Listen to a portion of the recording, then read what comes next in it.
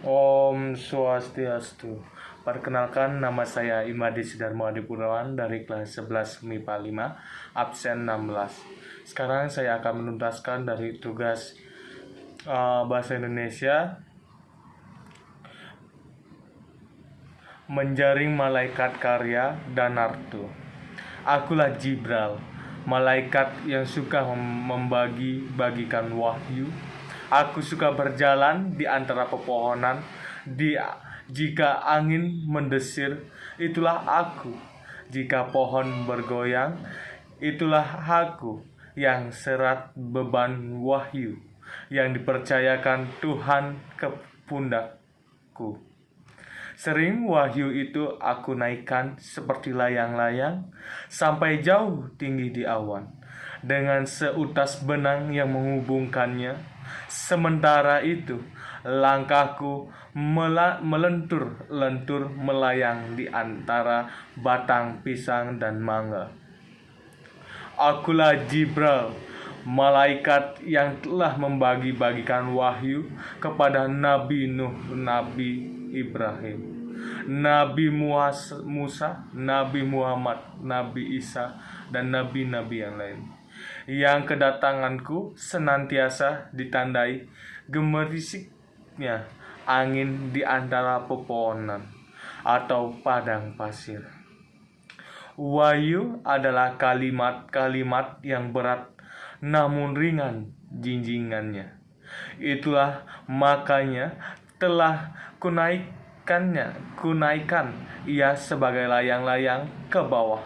Manakala kulihat ada anak yang sulit berpikir pada kepalanya, maka kagetlah ia sambil meraba kepalanya. Ia menengok ke atas, kemudian anak itu akan terbuka kembali pikirannya sehingga bisa menjawab soal-soal di kelas nantinya. Akulah Jibral yang pada suatu hari melihat sebuah sekolah dasar yang anak-anaknya sedang memampat pikirannya, maka kutuk ikan layang-layangku seperti hendaknya menyerbu layang-layang yang lain. Tepat di tengah atap itu, brak-brak kadabrak, beberapa genting kuperintahkan jatuh. Tentu saja kubikin tidak mengenai mereka, melainkan kepingan itu biarlah jatuh di lantai saja. Mereka jadi terkejut, semuanya menengok ke atas yang tanpa langit-langit itu, hingga lubang yang mengganggang itu menghantarkan sinar matahari ke dalam. Setelah itu, kukirimkan hujan khusus lewat lubang atap itu. Mereka bubar keluar. Di halaman sekolah, guru dan murid-murid itu terheran-heran memandang ke langit. Bagaimana mungkin hujan setempat yang begitu kecil demikian mereka saling berkata, "Ya, semuanya." Kusambut dengan tersenyum saja. Yang menyenangkan adalah pikiran guru dan murid-murid itu menjadi segar, dan kemudian mereka ramai-ramai belajar di sebuah bukit yang rimbun di seberang halaman sekolah. Sebenarnya itulah yang ku kehendaki. Mengapa mesti belajar di alam kelas saja? Apakah pada rumput yang luas itu bukan kelas?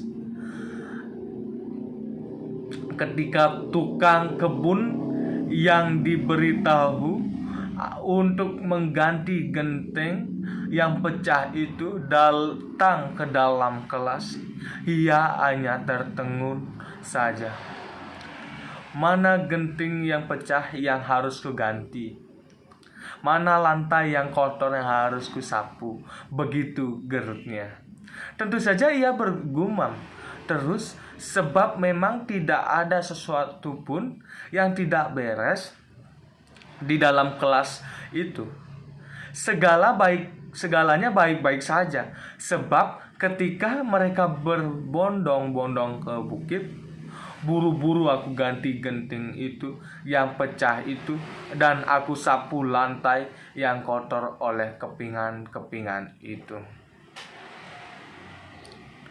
Ketika mereka kembali ke sekolah, kembali ke atas mau berkemas-kemas pulang, mereka juga melihat-lihat sekelilingnya, dan tentu saja mereka mengira tukang kebun yang mengerjakannya. Guru itu menghampiri tukang kebun.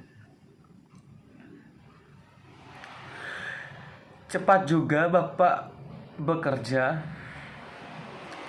"Allah, biasa, karena biasa," begitu jawab dari tukang kebun yang suka berpantun dan berperibahasa itu. Sebuah jawaban sambil lalu hanya untuk mempercepat pembicaraan. Meskipun di sela-sela ucapnya itu ada bundelan keheranan yang mungkin bertambah-tambah saja.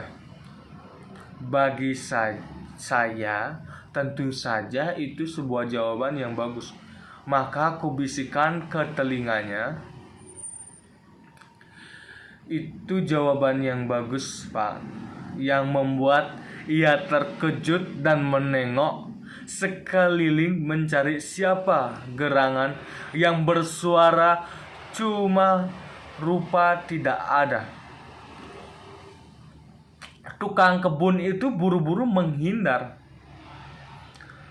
"Akulah Jibril, yang angin adalah aku, yang embun adalah aku, yang asap adalah aku, yang gemerisik adalah aku, yang menghantar panas dan dingin.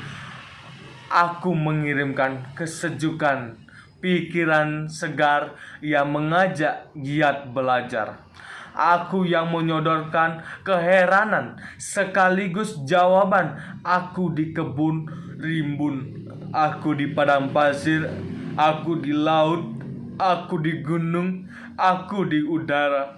Kukirimkan layang-layang kepadamu, kepada kalian. Di waktu kalian giat belajar, sebenarnya aku di sisimu, benar-benar di sisimu.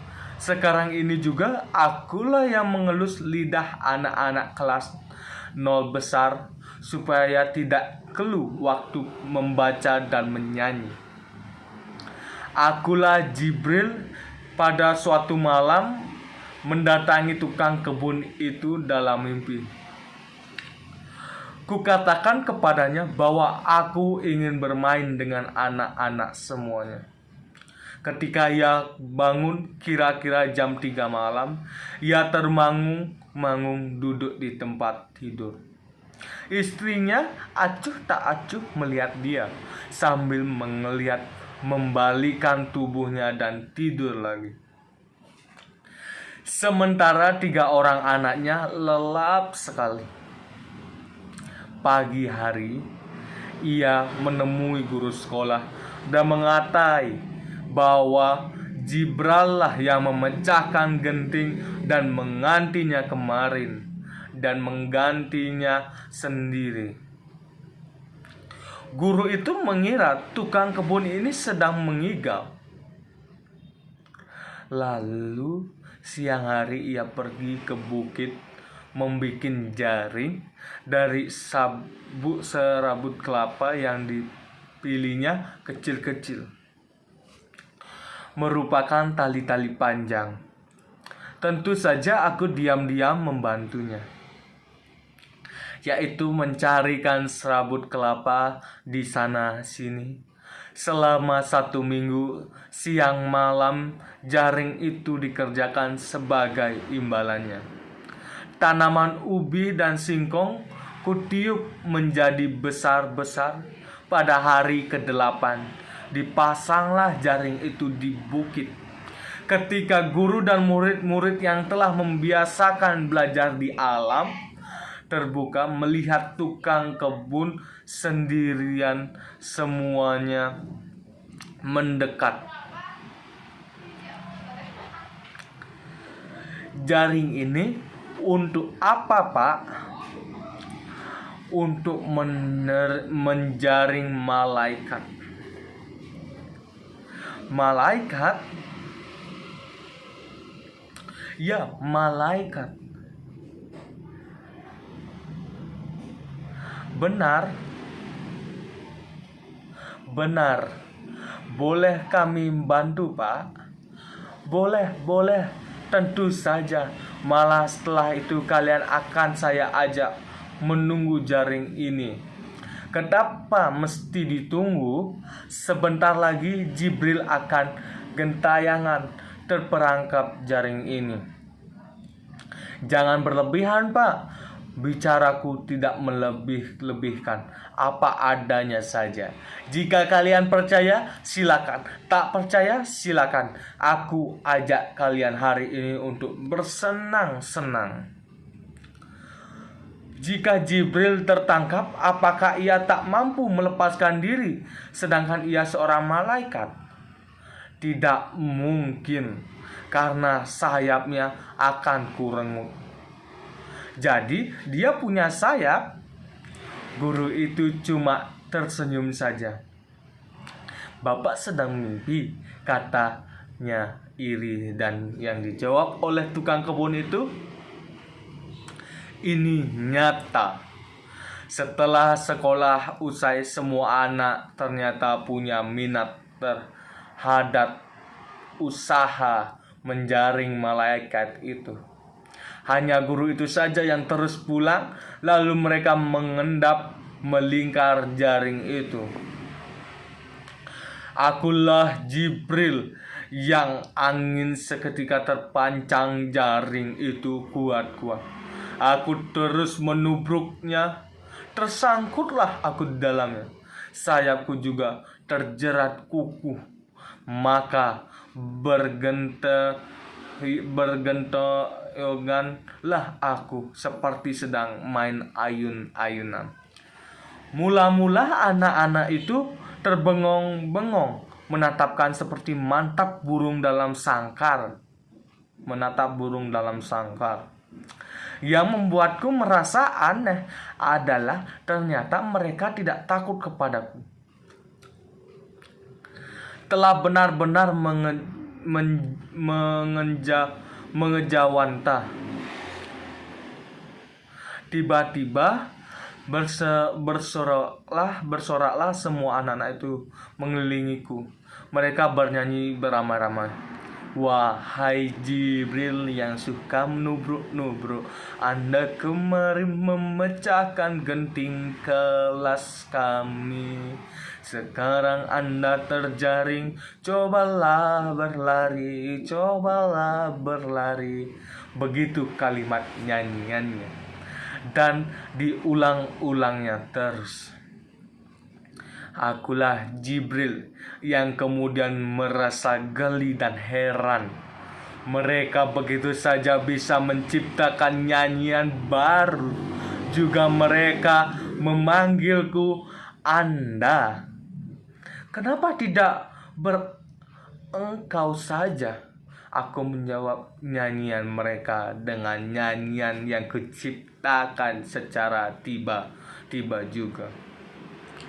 Wahai kamu toh tak mungkin menjaring malaikat. Wahai kamu toh tak mungkin menjaring angin. Akulah Jibril, akulah angin. Mereka kemudian bergandengan dan tetap melingkari terus. Nyanyi mereka tambah keras. Silakan lari. Lalu si Jibril pun menjawab, jika jaringku kais, kalian pasti menangis. Mereka pun menjawab, Silakan Kais, silakan Kais. Dan mereka pun terbahak-bahak melirikku. Tukang kebun itu berteriak, tak kukira mimpiku jadi nyata. Ia pun ikut menari-menari. Akulah Jibril yang saat ini benar-benar merasakan kegembiraan bermain dengan anak-anak. Memang jarang, biasanya tugasku berat saja adanya, tetapi akulah angin yang beredar terus ke seluruh bumi, ke semua tempat lapang, juga tempat-tempat yang tersembunyi. Sementara mereka masih menari dan menyanyi, terus kutinggalkan mereka dan kuganti tubuhku dengan seonggok daun pisang kering. Sebelum benar-benar pergi, aku ingin melihat mereka kaget. Setelah mereka melihat jaring itu kembali dan isi di dalamnya yang sebenarnya, mereka melongo dan satu-satu menangis. Aku tersenyum pergi. Akulah Jibril, akulah angin, akulah daun kering. Tak mungkin kutinggalkan mereka, anak-anak manis, begitu saja tanpa pemberiannya, apa sebagai tanda kasih sayang. Esok harinya, seluruh sekolah itu tercengang ketika mereka melihat layang-layang yang kukaitkan semalam di atap tinggi dengan benang panjang sekali. Siapa saja boleh membiarkan layang-layang itu sepanjang masa terkait di situ atau mengambil yang menjadi miliknya. Terserah. Baik, sekian dari tugas bahasa Indonesia ini. Jika ada salah ucap, salah pengucapan kata, mohon dimaafkan. Om Santi Santi Santi Om.